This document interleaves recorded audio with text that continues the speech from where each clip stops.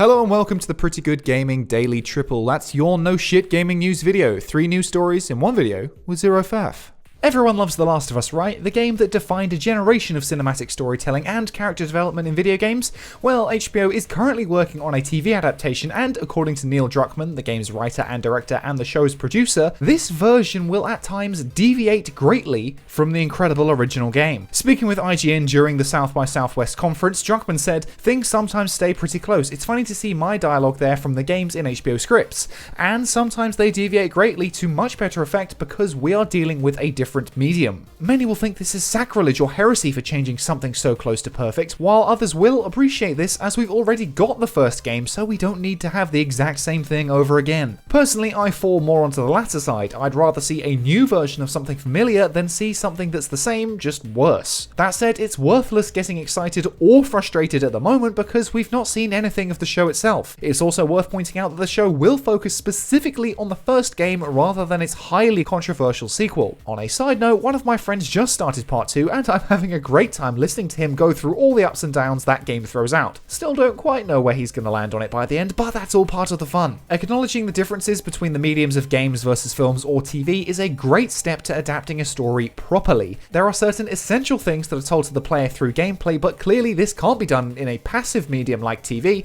so they'll have to show you or even overtly tell you instead. Druckmann explained how you obviously don't need to worry about teaching the player game mechanics in a TV show, so that changes how you approach certain action sequences. For example, in the game, there's so much action you have to train the player about mechanics. You have to have more violence and more spectacle to some degree than you would need in a TV show because you don't need to train people on how to use a gun. So that's something that's been really different, and HBO's been great at pushing us to move away from hardcore action and focus on the drama of the character. Some of my favourite episodes so far have deviated greatly from the story, and I can't wait for people to see them. Hearing that the focus is much more on character and drama instead of action is music to my ears. While the first game is all but perfect, one of the weaker areas for it was its gameplay and more specifically its shooting. Many encounters felt very stilted and stiffer than its contemporaries, but the reason the game is such a hit is because of its character work. Players didn't fall in love with shooting zombies for the 100th time, we fell in love with Joel and Ellie, so their interactions are infinitely more important than Joel just smashing open a clicker's face.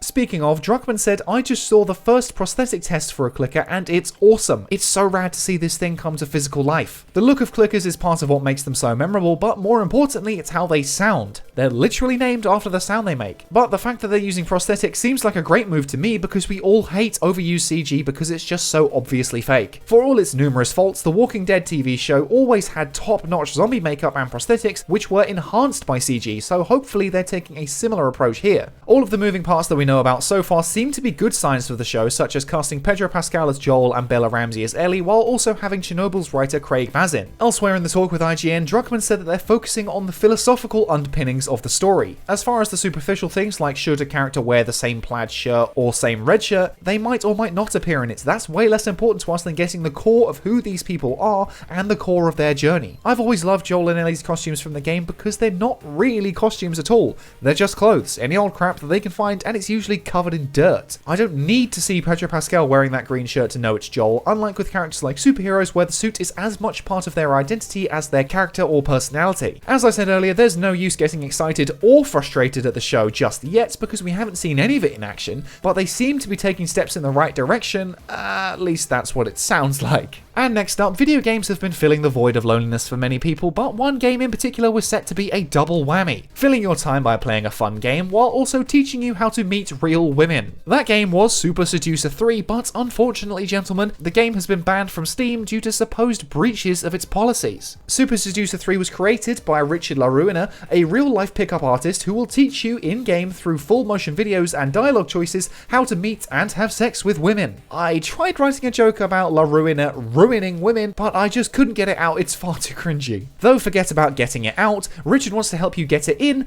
but he can't even get it in Steam. In a message from Steam's verification team, the game was blocked due to Steam's policy of not shipping sexually explicit images of real women. Real women seems to be the key word there. There are dozens and dozens, if not hundreds, of hentai games with very explicit content on Steam, but all that is totally fine because they're not real. This story has sparked plenty of questions about whether or not Valve is being hypocritical. Please correct me if I'm wrong, but as far as I'm aware, there are no games on Steam with real live-action people in sexually explicit settings. Therefore, Valve is just enforcing its admittedly vague Steam policy and is under no obligation to publish any content that it doesn't want to. However, that does call into question why this is the case when there are far more disturbing pieces of content which supposedly don't breach its policies, but Valve is just following its own vague rules here. Why are Nazi hentai games allowed just because they're cartoons, but a game about a guy awkwardly chatting to girls isn't because it's live action? It's unclear exactly how explicit Super Seducer 3 gets, or if this is actually more of a personal decision by someone at Valve,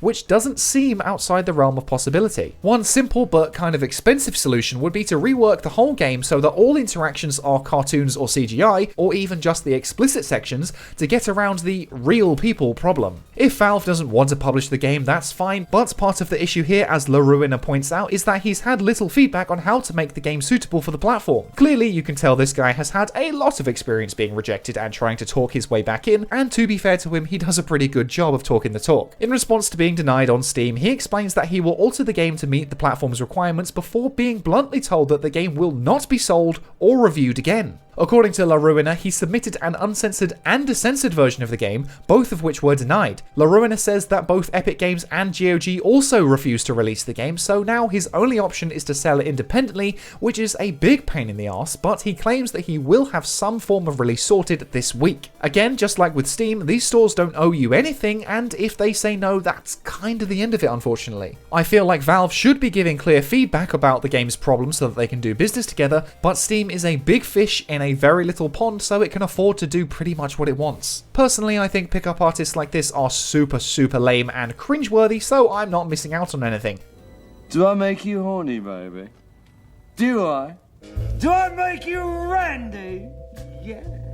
Plus, if you're looking to meet real women, what can you learn from this anyway? LaRuina plays the main character and teaches you as you make dialogue choices, but all the women are paid actors. They're literally paid to say yes to your different methods. Anyway, despite my misgivings about pickup artists, this guy deserves to know exactly why his game isn't allowed and what specific moments are causing these issues. He literally offered to change parts of the game where necessary, but Valve hasn't told him how to fix it. It's like an argument with your girlfriend about what you did wrong, but they won't tell you because they want you to figure it out for yourself. Ironically, comparing the situation to a relationship is pretty funny since these pickup artists don't seem to actually know a damn thing about them. And finally, Xbox Live is dying, only to be rebranded under the far inferior title of Xbox Network. Twitter users first spotted the term when using the Xbox dashboard as early as August, and now it has showed up again. As of right now, there is literally no difference between Xbox Live and Xbox Network, and the change appears to be in name only. A Microsoft spokesperson told The Verge, Xbox Network refers to the underlying Xbox Online service, which was updated in the Microsoft Services Agreement. The update from Xbox Live to Xbox Network is intended to distinguish the underlying service from Xbox Live Gold memberships. The free base form of Xbox Live used to be called Xbox Live Silver, which had all the basic functionality of internet access and store purchases,